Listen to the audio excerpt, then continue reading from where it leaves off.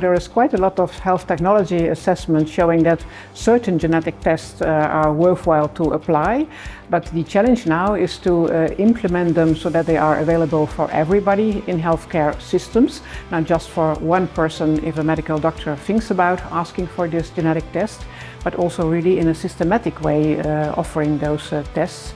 And what that requires is, for instance, to train the medical doctors after a guideline has been developed to also build that in our healthcare systems in terms of the electronic health records, to decide on some indicators where, for instance, you can evaluate whether something is working well for everybody, and if it's not yet perfect, but say half of the patients are getting the test and half are not yet, then try to improve that in a stepwise way often and evaluate after a while whether more people have indeed profited from those tests.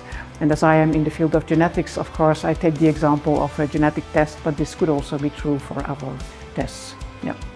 There's actually two elements that are important when speaking about equity. One is that we know most of the genome of people of Western European descent, so who have ancestors from Western Europe, and we know less about people who have ancestors from other parts of the world. So we need to devote more research capacity to knowing the genomes of everybody worldwide.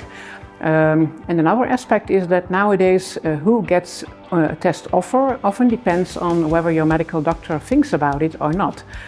So we also need to build in a systematic way the kind of alerts that now it is relevant to ask for a certain test in all healthcare records, because then if a doctor is prescribing, for instance, medication for which a pharmacogenetic test would be needed, there would be an automatic alert to everybody, not depending on which doctor is your doctor.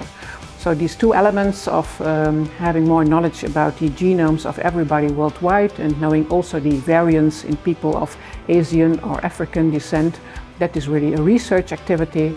And that second is more a system activity where we need to build in the alerts in all electronic health records. The European Society of Human Genetics is first of all a research network. So we are organizing conferences on a very regular basis every year and organizing webinars, etc. But first of all, we are driven by research.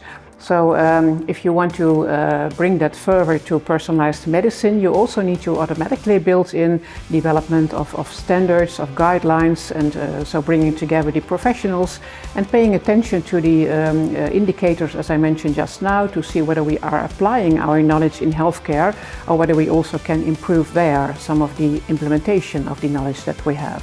So the European Society can actively put on the agenda these other elements of application of the knowledge that we already have.